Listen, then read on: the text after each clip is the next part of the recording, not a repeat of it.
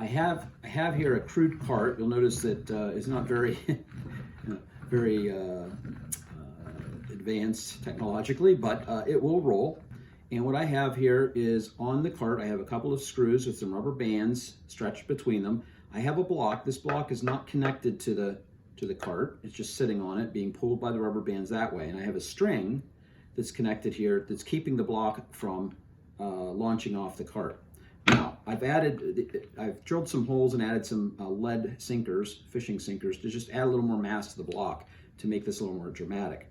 But if you remember, if A puts a force on B, B will put an equal and opposite force back on A.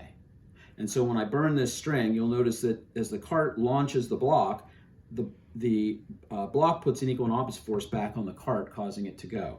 And so, of course, the question is, would this effect happen whether we had a wall here? If the block came off and hit a wall, would that make any, or whether it went off and just went over the edge of a cliff or something, would it make any difference at all in this interaction? And the answer is no.